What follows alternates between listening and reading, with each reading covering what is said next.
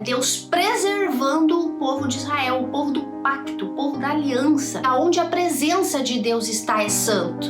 Ai, gente, é tão legal quando a gente medita nas escrituras e a gente vê a cultura dos povos pagãos e a gente vem aqui, ó, e a gente vê escancarado quem é o nosso Deus e quem é o nosso Cristo, em contraste à falsa religião, aos deuses pagãos, aqueles que não existem, os ídolos que não existem. Olá, meus amores, estamos de volta para gravar mais um vídeo aqui no nosso canal O Fundamento. E no vídeo de hoje vamos dar continuidade na nossa playlist da Bíblia, o livro por livro.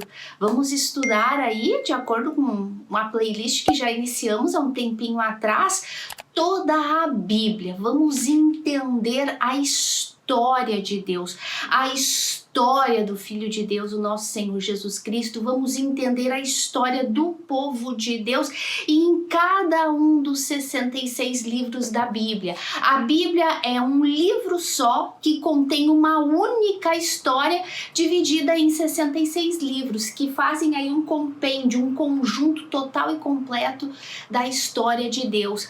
Nada mais justo, nada mais correto do que para entender a história estudarmos este livro, a Bíblia, aquele que Deus nos deixou, aonde ele se revela, aonde ele se mostra quem ele realmente é, o eu sou, o que sou. Então, meus amores, vamos dar continuidade hoje no livro de Shemot, ou o livro de Êxodo. Shemot no hebraico, que significa estes são os nomes, porque os hebreus costumavam dar o nome para os livros de acordo com a primeira frase inicial. Então, como o livro de Êxodo começa com estes são os nomes dos filhos de Israel, então por isso Shemot, mas traduzido para o idioma grego, então foi colocado aí a palavra Êxodo, que significa a palavra saída ou retirada. Um detalhezinho aqui, a palavra etimológica no grego, da onde foi tirada a palavra êxodo, que representa saída e retirada, é nada mais, nada menos do que a palavra ek, a raiz etimológica ek. Lembra quem já estudou aqui as cartas às igrejas do Apocalipse no canal? Eu te recomendo assistir quando nós falamos da igreja de Filadélfia, aquela igreja que seria retirada da terra no período da grande tribulação que viria sobre o mundo inteiro. Ali está a palavra ek, retirada. A mesma palavra se usa aqui, que o povo do Egito foi retirado da escravidão. Igualmente, a igreja vai ser retirada do período da grande tribulação na terra através do arrebatamento da igreja. Então é só um ensinamento para vocês entender o quanto é importante a gente estudar a Bíblia nos originais, grego e hebraico. E aí a gente chega nessa maravilhosidade de saber que a palavra saída, retirada de Êxodo, da escravidão do povo de Israel do Egito, é a palavra ek, que significa aqueles que são tirados de uma terrível tribulação. Olha só. Então, meus amores, antes da gente continuar com o nosso livro de Shemot, ou livro de Êxodo, como sempre, a única coisa que a gente pede para vocês aqui no canal O Fundamento é que vocês nos ajudem a compartilhar este conteúdo, compartilhar a verdade das escrituras. Este canal é um canal específico de estudos bíblicos nos originais, grego e hebraico, onde a gente aprende as palavras principais, as palavras profundas que dão sentido a todo o texto, aonde a gente aprende a conhecer realmente o verdadeiro evangelho de Cristo e este crucificado. Então nos ajude compartilhando, clicando aqui onde diz compartilhar, clica, envia este link nas tuas redes sociais, deixe seu like, é muito importante. Tá me assistindo aí agora? Um segundinho, já deixa o teu likezinho aí, nos ajuda muito e compartilha, deixa o seu like. Se tu ainda não é inscrito, te inscreve no canal, porque vai fazer com que o canal cresça dentro da plataforma do YouTube e o YouTube nos ajude trabalhando pro Evangelho de Cristo, difundindo aí essa verdade, tá bom, meus amores? É a única coisa, de repente pra ti é uma coisa tão sem importância, mas pro canal e pro Evangelho de Cristo é muito importante, tá bom? Seja esse instrumento de Deus, tá certo? Então, vamos lá, acompanha comigo, se tu quiser acompanhar Na Bíblia, claro, logicamente, a gente vai estudar o livro de Êxodo, é muito resumido, não vamos ler todo o texto, como vocês já devem ter acompanhado, estudamos aí Gênesis, o livro da criação, então tudo muito resumido, vamos ler alguns textos bíblicos chaves, mais importantes, para a gente ir entrando no contexto do estudo, mas é importante vocês terem a sua Bíblia, um papelzinho, canetinha para anotar tudo, tá bom, meus amores? Então, nós terminamos o livro de Gênesis, o livro da criação, aquele estudo glorioso, eu te aconselho, se tu ainda não assistiu, nessa playlist a Bíblia, livro por livro, volta lá e assiste, são 3 vídeos iniciais, 2 deles falando do livro da criação de Gênesis. E nós terminamos o livro de Gênesis falando de José no Egito, né? Quando ele resgatou Jacó e os seus irmãos, trazendo eles para a terra do Egito para se livrarem da fome que havia acometido Canaã. Então nós terminamos ali com José, governador do Egito, aonde aquelas 70 pessoas que entraram no Egito sob o comando e domínio e cuidado de José, quem Deus escolheu para preservar a nação de Israel. É muito importante a gente sempre lembrar dos detalhes mais importantes. Lembrem que Deus tirou Moisés, trouxe José escravizado para o Egito através dos irmãos, enfim, mas para que José fosse aquele que fosse guardar, sustentar Israel no meio da fome, da miséria e da sede que haveria em toda a terra, Deus então salvou José para que ele viesse sustentar a família de Abraão, a família de Isaac e de Jacó, que da onde viria o nosso Messias, o Salvador. Lembre-se, livro por livro, a história até culminar na cruz de Cristo e até culminar na igreja e no fim dos tempos até chegar em mim e ti. Então é muito importante a gente entender todos esses detalhes. Então a gente termina com José, aí sendo governador, muito famoso, muito conhecido no Egito, cuidando, né, do faraó que era amigo dele e de toda a sua família, né? Deus preservando o povo de Israel, o povo do pacto, o povo da aliança com Abraão. Abraão, da tua descendência virá o Messias, o Salvador do mundo. Tu será o pai de muitas nações. Então, através de José no Egito, Deus conservou a nação de Israel viva em meio à fome, à seca e à miséria. Então agora a gente entra no livro de Shemot, no livro de Êxodo, aonde o que acontece? Passaram-se aí 400 anos, aonde o povo foi prosperou no Egito, mas porque eles começaram a crescer, se multiplicar em grande número, e veio aí um faraó novo que não conhecia José, que não sabia quem era José e o que José havia feito pelo povo do Egito, que José era amigo dos faraós e que José sustentou o povo do Egito na fome e na miséria. Esse faraó novo não conhecia José. E este faraó deu uma ordem, preocupado com o crescimento do povo hebreu. Então esse faraó novo ordenou que eles se tornassem escravos e que começassem a dar trabalhos escravos para ele. Não funcionando a história, mesmo eles sendo escravizados, o povo de Israel continuou a se multiplicar, continuou a ter muitos filhos, então veio o plano macabro, o primeiro plano diabólico desse ditador mundial inspirado por Satanás de destruir a descendência da onde viria o Messias. Lembra lá de Gênesis 1:3-15, a promessa do Messias que viria da semente da mulher, que viria de Abraão? Então, a primeira tentativa de destruir a descendência de Abraão já foi aí, a descendência do Messias já foi aí. O mandato de Faraó para aniquilar todos os bebês meninos recém-nascidos. Mas vamos ver então, vamos ler o texto bíblico que diz assim, capítulo 1, e versículo 8 de Êxodo diz assim: Entrementes se levantou um novo rei sobre o Egito, que não conhecia José.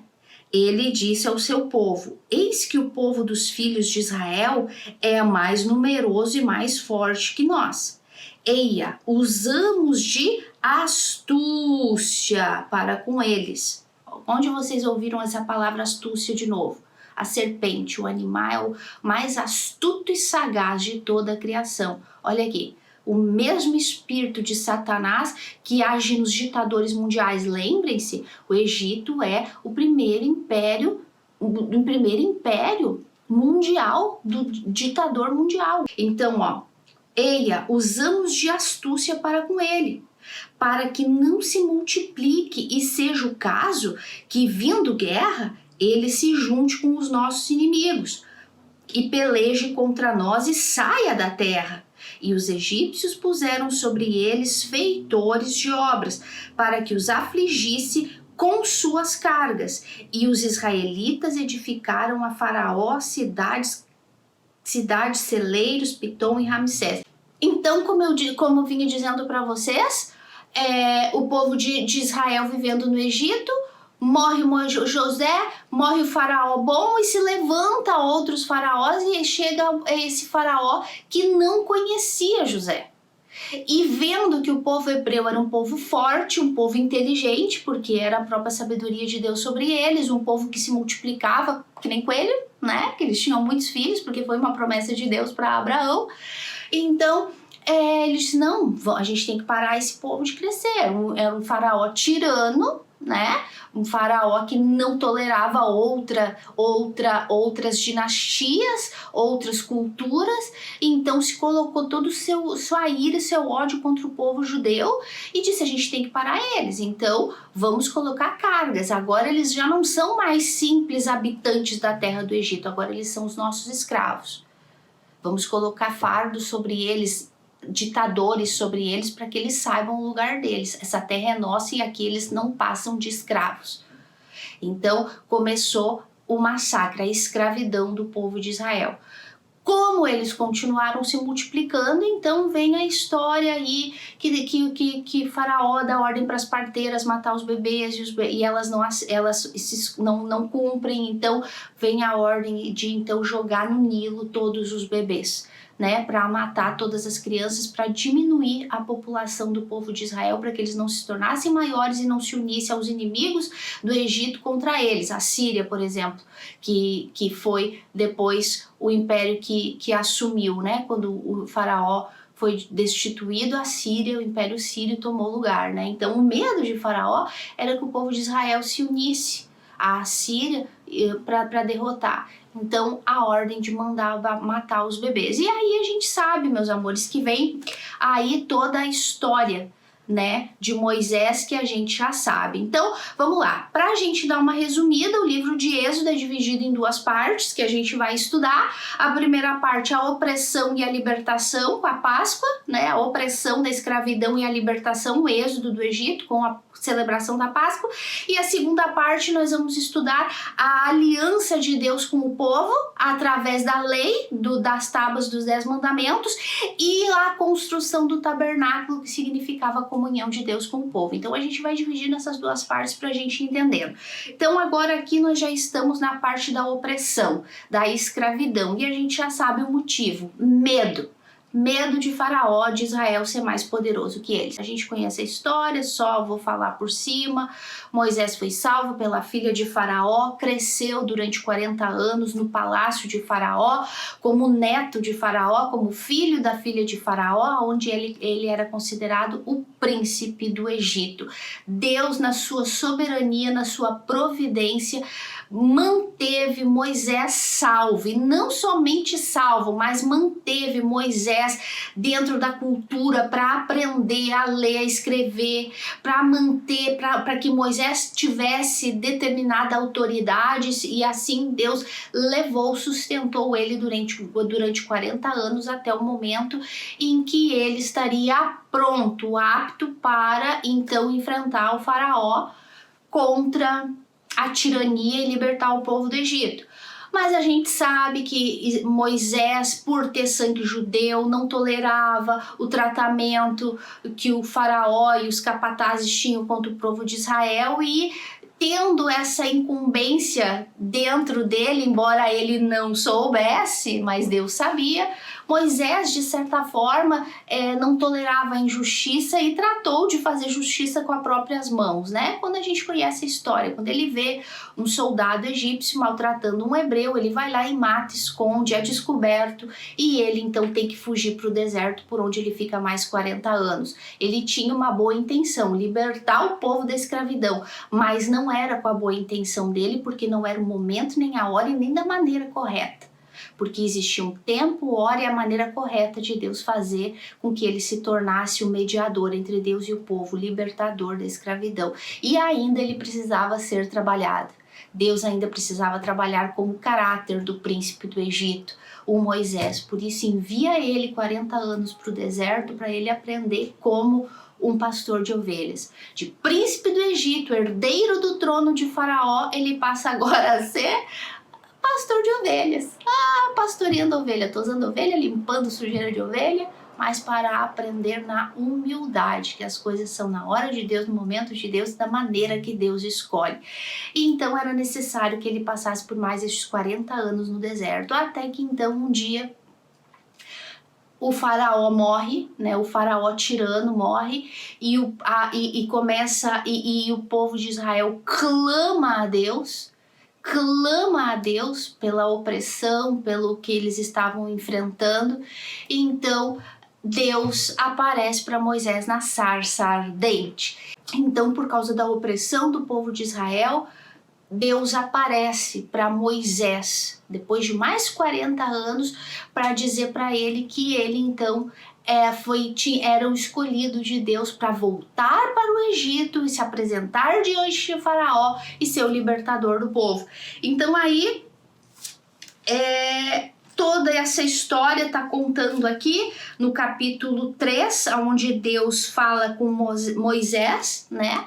No Monte Sinai, por meio da sarça ardente, e fala para ele: tira a sandália dos teus pés, porque o lugar que estás é terra santa. Não que o Monte Sinai fosse um monte santo, nada disso, como hoje ele é idolatrado pelo falso evangelho, pelas seitas por aí. O Monte Sinai não tem nada de santo, santo era Deus que estava ali naquele momento. Deus se retirando do lugar, ficou um monte de terra que não tem nada de santidade. Quem era santo era Deus, o santo, santo, santo, que estava no Monte Sinai naquele momento. Não tem nada a ver que o Monte Sinai é santo. Santo é Deus que estava naquele momento ali. Deus se retira, ficou um monte de mato, uma sarça seca, e de santo não tinha mais nada. É porque aonde a presença de Deus está é santo. É isso que vocês precisam entender. E é isso que a gente vai estudar no decorrer do estudo. A santidade de Deus presente no meio do povo. Então, naquele momento, Deus diz: tira a tua sandália, porque o lugar que tu está é terra santa. E Moisés estava ali diante de Deus. Então, Deus vem e apresenta para Moisés a missão dele. Tu vai ir diante de Faraó e vai dizer para ele deixar o povo da escravidão. Porque certamente eu vi a aflição do meu povo. E eu me lembrei da aliança que eu fiz com Abraão. Tudo isso vocês podem ler aqui em Êxodo 2, 3, tá? E aí Moisés se coloca como um empecilho diante do próprio Deus, né? Mas, Senhor, quem sou eu para ir e tal? E Deus fala: meu caro, não te preocupa quem tu é, quem tu é. O que importa aqui é quem eu sou. E eu vou ser contigo. E Moisés continua: mas eu sou gago, mas eu isso, mas eu aquilo. E Deus ali demonstra para ele, né, alguns sinais de maravilha que ele ia de fazer. E aí Moisés então faz aquela pergunta, né? Aquela perguntinha assim: coisa pouca, mas Senhor, o povo de Israel e o povo do Egito, o povo e o próprio Faraó vão me perguntar: quem é esse Deus que manda deixar o povo sair do Egito? E aí Deus vem e se apresenta.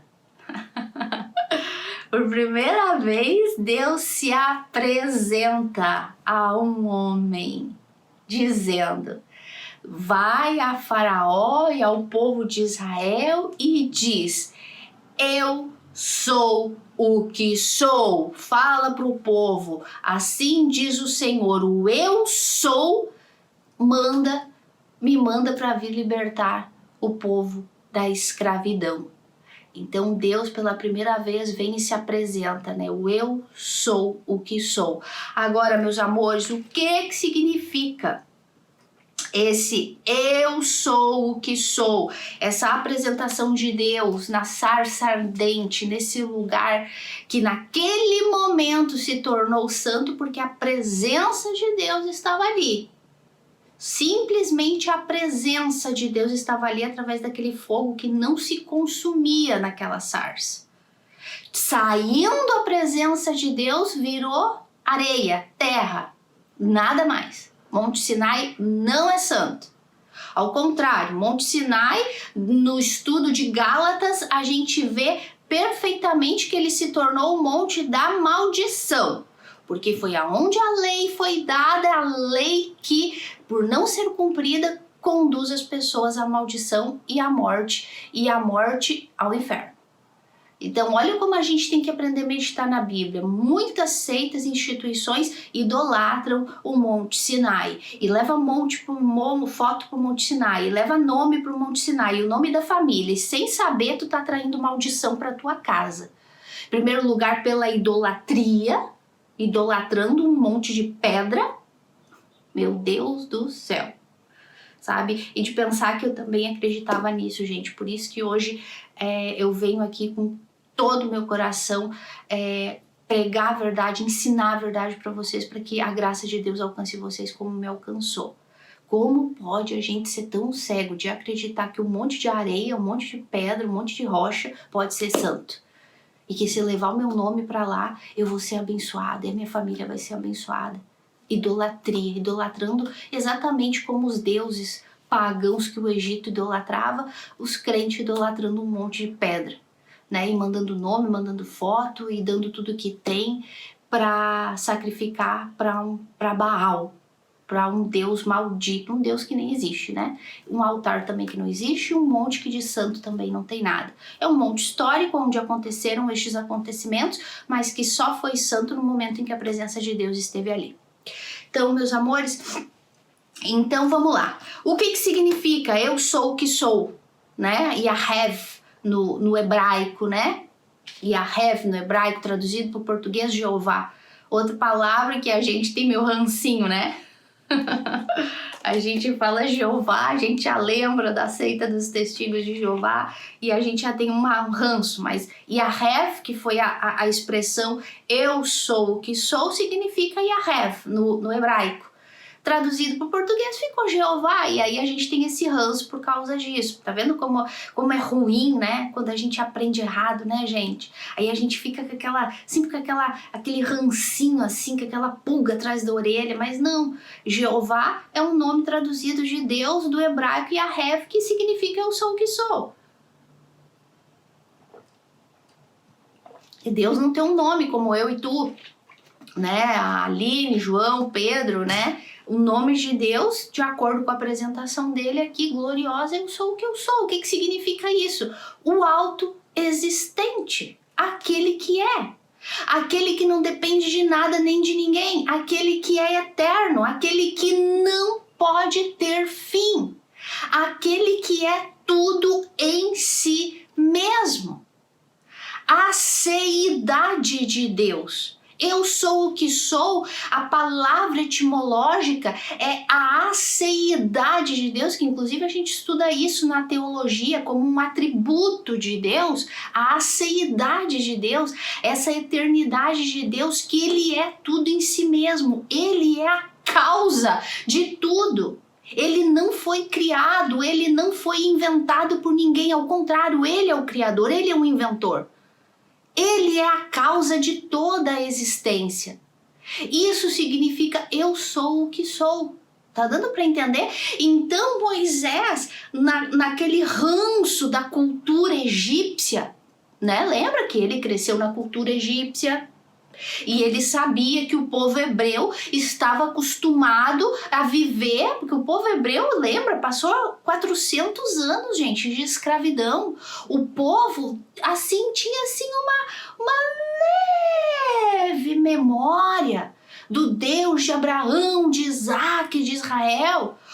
Agora, se de uma geração para outra, de alguns aninhos para o outro, pai e filho, um crente verdadeiro já não consegue passar o ensinamento puro e verdadeiro de quem é Deus e de quem é Cristo para os seus próprios filhos por causa da multiplicação do pecado e do mundo e das propostas do mundo de uma geração para outra, já é um caos, a fé vai enfraquecendo, o conhecimento vai diminuindo. Agora imagina 400 anos, o povo de Israel tinha uma leve memória apagadinha do Deus de Abraão, de Isaac e de Israel.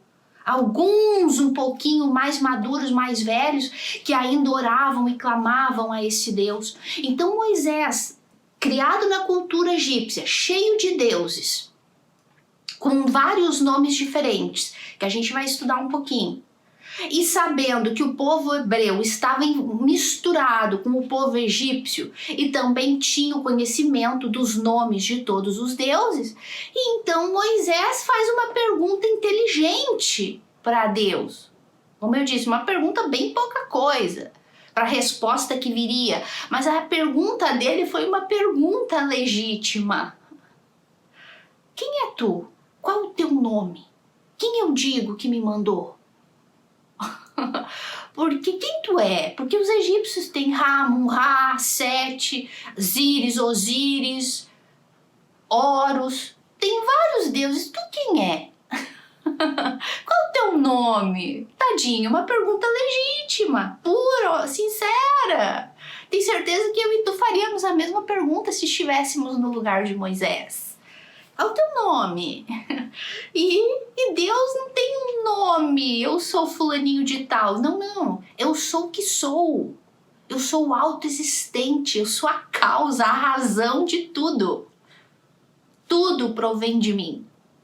E é isso que tu vais dizer. E não te preocupa, porque eu vou ser contigo. E os sinais de maravilhas vão acontecer. Então, passando toda essa conversa de Moisés com Deus na sarça ardente, então Moisés vai e volta para o Egito e junto com seu irmão Arão vai ter um encontro com o faraó e fala: o Senhor, o Deus dos hebreus, manda que tu deixe o povo ir para adorar a Deus no deserto. Faraó, furioso, falou: quem é esse Deus que me dá ordem para deixar o povo escravo hebreu ir? Eu não conheço esse Deus. Claro, Faraó se considerava o próprio Deus. E ele conhecia todos os deuses que existiam, em quem eles confiavam, em quem estava a confiança deles. Então, ele disse: quem é esse Deus? Eu não conheço esse Deus. Eu conheço os nossos deuses, os deuses do Egito, que protegem e que cuidam e que nos sustentam. Eu sou o Horus vivo na terra. Eu sou o Deus. Porque os faraós eram como deuses naquela época. Então ele disse: eu não conheço esse Deus e eu não vou deixar o povo ir. Então Deus vem e endurece o coração de Faraó, como a gente já conhece, e é que eu falei para vocês, a gente não vai ler todos os textos, eu estou explicando e vocês podem ler toda essa história no livro de Êxodo em detalhe. Se eu fosse tu, eu leria, para entender. Lembra? Estamos estudando o livro de Deus, a história, a Bíblia que vai se ligando, e no final a gente vai ver Cristo em tudo isso. A história do Filho de Deus, os tipos de Cristo, no livro de Êxodo, como a gente viu no livro de Gênesis. Então, Deus vem e endurece o coração de Faraó e faz aí e começa aí, então, as pragas, né? A liberação, lembra? Estamos estudando a primeira parte da opressão e da libertação, que começa, essa parte da libertação começa com mão forte através das pragas.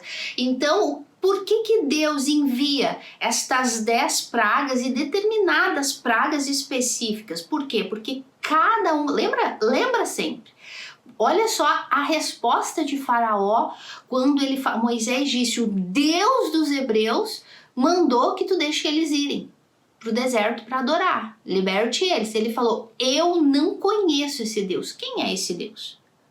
Então agora Deus vem mostrar para ele quem ele é.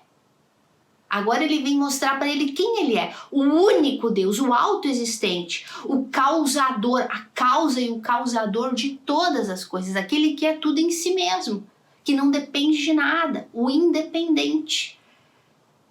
O Horus vivo, o Deus que era Faraó, dependia da proteção dos outros deuses. E dependia e vivia da sua autoridade, da sua ruindade, porque ele se achava um Deus na cultura egípcia, né? Então Deus vem com o contraste das pragas. Não foram castigos aleatórios, foi um duelo, foi um contraste entre o único Deus soberano contra aquelas criaturas que os egípcios adoravam como deuses. Então a gente vai ver agora cada um aqui para vocês entender o porquê que Deus usou praga, piolho, rã, tá bom? Então vamos lá. Então o contraste dos deuses do Egito, né? A humilhação.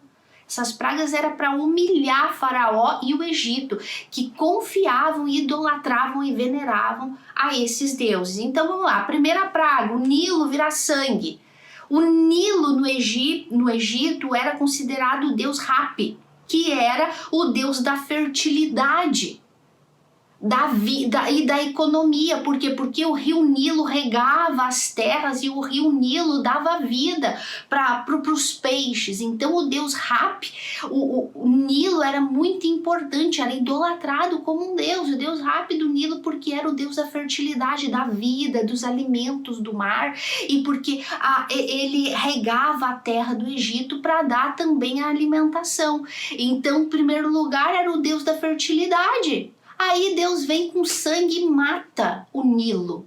Olha só, a humilhação. Eles consideravam o Deus da vida, o Deus da fertilidade, o Deus da economia, porque a economia do Egito vivia em torno do rio Nilo, e Deus vai lá e mata, envergonha, morte para o rio Nilo. Não é o Deus da vida?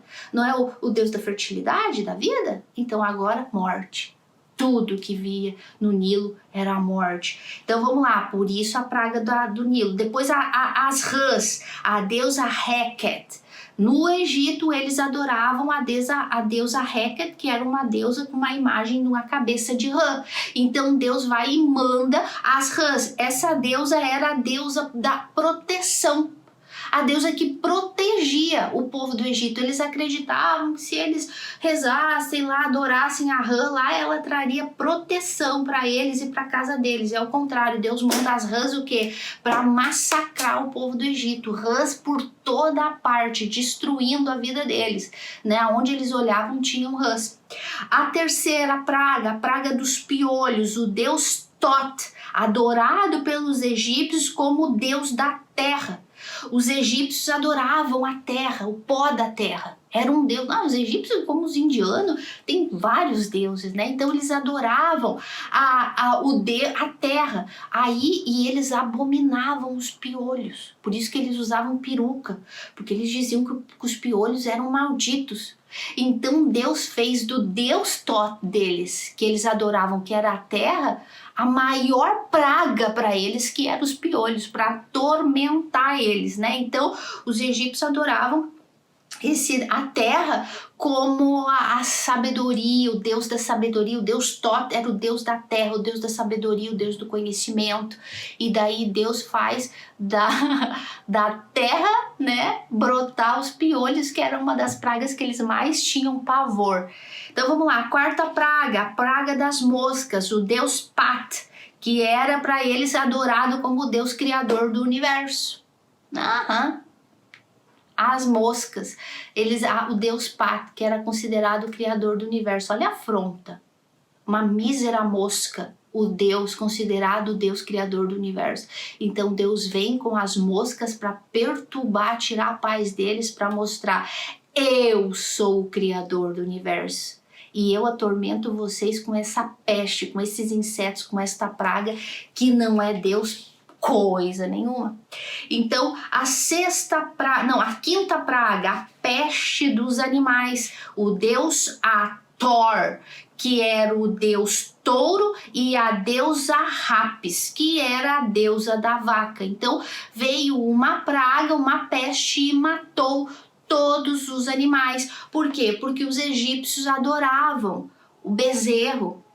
Os animais adoravam a vaca como deus, o deus Hathor e a deusa Apis, né? O deus touro, com cabeça de touro, e a deusa com a cabeça de vaca. Então Deus vai lá e manda uma praga para eliminar justamente aqueles que eram os representantes. Eles eram os cuidadores dos animais. Eles preservavam a vida dos animais, o deus Hathor e a deusa Apis. E aí eles vêm e não conseguem nem eles mesmos se salvar e se curar. Então eles vêm e são destruídos, né? Todos os animais são mortos. Então agora vamos para a sexta praga, a praga das úlceras, né? As úlceras que apareceram na pele dos egípcios, que é a deusa Ísis. Essa é uma das que a gente mais conhece, né? A deusa Ísis, que é a rainha dos deuses e é considerada a deusa da medicina.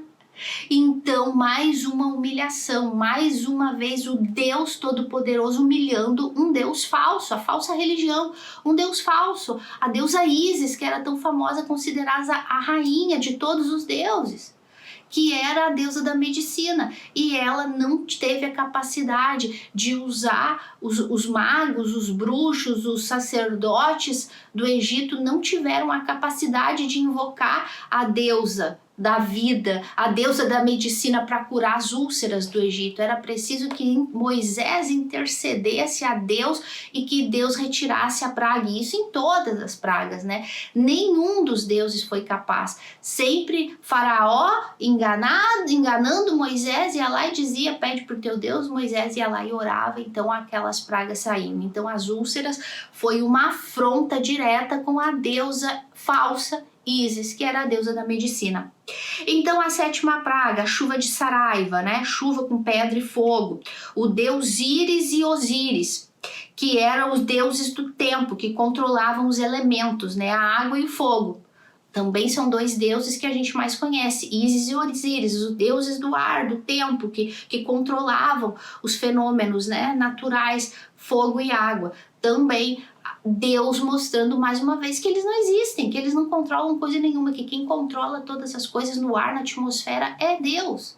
É Ele que manda cair fogo, cair pedra do céu, cair chuva do céu, água do céu. Mais uma vez uma humilhação contra um dos principais deuses do Egito. A oitava praga, a praga dos gafanhotos. Os deuses Shu e Sebeque, que eram o deus da abundância e da prosperidade. Olha só. Havia dois deuses, o deus Shu e o deus Sebeque, que eram adorados como Deus da abundância e da prosperidade. E Deus vai lá e manda os gafanhotos vir e devorar toda a comida deles, para deixar eles na miséria, para provar que o Deus Shu deles e não ia poder trazer a abundância e prosperidade e proteger as colheitas e as plantações e a comida que eles tinham, porque onde eles iam estava minado de gafanhoto. Mais uma afronta, mais uma humilhação. As trevas, nona praga, as trevas, Deus Ra, ou Amun-Ra, né? O Deus do sol e da lua, que existe essa cultura judaica, né? Egípcia, né? De Deus Ra e Amun-Ra, a luta, né? Do sol contra a lua na noite, para que o sol vence. Conta a história egípcia que todas as noites Ra lutava contra Amun-Ra para que ele vencesse e no outro dia ele pudesse brilhar, né? Então eram deuses famosos, conhecidos e muito adorados. Ra, Amun-Ra eram os deuses do sol e da lua que os egípcios adoravam, né? Então, Deus veio com as trevas, 3 dias de densas trevas, aonde era tão espessa as trevas que era como se pudesse tocar, mostrando que Ra não servia para nada, que Ra não existe, que o único Deus Sol é o nosso Cristo. Ele é o sol da justiça. Que lembra? Ai, gente, é tão legal quando a gente medita nas escrituras e a gente vê a cultura dos povos pagãos e a gente vem aqui, ó. E a gente vê escancarado quem é o nosso Deus e quem é o nosso Cristo, em contraste à falsa religião, aos deuses pagãos, aqueles que não existem, os ídolos que não existem. É tão legal saber que nós temos e cremos o único Deus que existe, aquele que é o Eu Sou, que temos e cremos no único Cristo Salvador, aquele que é e que nele tudo subsiste, todo poder, tudo subsiste nele. Ai, gente, é uma alegria, é uma paz, e eu oro para que o Espírito Santo convença vocês e traga essa satisfação, essa alegria de crer e de servir a esse Deus e a esse Cristo. E não como o povo enganado, pagão e aqueles que vivem hoje. Porque assim como esse povo pagão cria nos falsos deuses, na falsa religião, hoje estamos um punhado de gente que acha que é crente crendo num falso evangelho. E não desfrutam da paz que a gente desfruta, de saber que temos a única verdade. E então, vamos terminar? E a última praga, então, a morte dos primogênitos, né, do Egito, porque Faraó continuou endurecendo o coração. Então ele veio, Deus veio então com a praga da morte dos primogênitos, afrontando diretamente o próprio Faraó, que se considerava o Horus vivo na terra, o deus Horus, o deus da vida. Então veio e mata o Ourinhos, né? O filho primogênito de Faraó, que seria o próximo deus do Egito, o próximo faraó do Egito. O Deus que dá a vida, que dá o fôlego de vida, veio e tirou, para provar que não existe Deus Horus, Deus da vida, que ele é o Senhor. Só ele dá a vida. Ele dá a vida a quem ele quer e ele tira de quem ele quiser. Então, por isso, nesse contraste entre os deuses do Egito e o único Deus que existe, né? Então a gente sabe que essas pragas foram acontecendo num período de tempo em que Moisés estava ali afrontando o faraó para que deixasse o povo ir, que o povo fosse liberto, porque Deus já havia dito: eu ouvi a aflição do meu povo e eles vão ser libertos. Então o faraó cada vez endurecendo mais o seu coração com a sua maldade, né? Então por isso todas essas pragas acometeram o Egito, né? E a Bíblia fala que o povo de Israel saiu do Egito com mão forte, que Deus usou inclusive Faraó, a dureza do coração dele, para mostrar quem ele era. Deus levantou Faraó para mostrar a grandeza e a soberania dele nessa terra. Então, agora, passando essa fase das pragas, a gente vai então para a libertação do Egito. Depois das pragas, que foi a 10ª praga, né, da morte dos primogênitos, Deus então institui a Páscoa, né, o Pessach, que significa o passar por alto, essa história linda da Páscoa hebreia, dessa história que nós comemoramos até hoje através da Santa Ceia do Senhor, esse memorial que fazemos até hoje. O próprio Moisés, o próprio Deus disse: vocês vão fazer isso de forma perpétua, para sempre, sempre como um memorial para lembrar da libertação, que Deus tirou vocês do Egito com mão forte. E Cristo repete a mesma coisa com palavras similares lá na Santa Ceia antes de ir para a cruz, quando ele fala: esse é o meu corpo, esse é o meu sangue, fazer isso sempre em memória de mim. Memorial do que eu fiz lá no Egito foi o sangue de um animal, agora que é o meu sangue. Então olha só os paralelos, os tipos no Êxodo que culminam na história de Cristo aqui nessa terra, né? Então é a Páscoa, a mesma Páscoa comemorada no Egito por Moisés e o povo na noite em que eles foram livres da escravidão, a mesma Páscoa que Cristo comemorou antes de morrer, antes de ser preso e crucificado. É a mesma Páscoa, é a mesma Santa Ceia que hoje nós comemoramos. Não é essa Páscoa que a gente comemora lá em março e abril. Isso aí foi uma data específica no calendário que se escolheu para fazer uma comemoração católica e que deturparam com o coelho de Páscoa e o blá blá blá e o chocolate e essa religiosidade pagã que a gente vê aí. A gente comemora, enfim, porque o mundo determinou aquele dia, então a gente participa dessa comemoração, mas sabendo que não é aquilo ali que representa a Páscoa. A Páscoa, nós, os que somos filhos de Deus, comemoramos quando participamos da Santa Ceia do Senhor em comunhão com os irmãos, quando nos reunimos, seja na igreja, seja numa casa onde há filhos de Deus, para comer e beber do cálice do corpo de Cristo, que é o pão e o suco da uva, representando a carne de Cristo e o sangue de Cristo, representando o passar por alto, que Cristo na cruz do Calvário passou por alto os nossos pecados, assumindo a ira de Deus sobre ele no nosso lugar. Isso é Páscoa. Isso é o que um filho de Deus comemora, não uma vez por ano. Toda vez que nós nos encontramos e nos reunimos para participar da Santa Ceia, estamos comemorando a Páscoa, a mesma coisa os judeus. E essa era a Páscoa que deu a libertação do povo no Egito, que o sangue do animal deveria ser passado nas ombreiras das portas, representando ali a proteção, a vida. Que quando o anjo da morte passasse naquela madrugada para ferir os primogênitos do Egito, aonde o anjo da morte passava e visse ali o sangue, ali não haveria morte. E aonde não tivesse, o espírito da vida entrava e sugava a vida daquele primogênito. Mesma coisa que Cristo fez na cruz. Nós que somos nascidos de novo, somos cobertos deste sangue derramado por ele na cruz do Calvário. Então, estamos cobertos com esse sangue, somos salvos. A morte eterna da alma não pode agir sobre nós. Não temos perigo da morte eterna. Não tem. Agora, quem não é coberto por este sangue de Cristo, quem não é nascido de Deus, quem não vive, não crê e não vive para a glória de Cristo e esse crucificado, este não tem o sangue, então o anjo da morte, que é a condenação eterna da alma, vai passar e vai sugar aquela alma e vai levar diretamente para o inferno, para a condenação eterna. Então, meus amores, existem muitos estes paralelos. Muito, essa é a história. Então a gente conhece a história, houve então a Páscoa, o povo de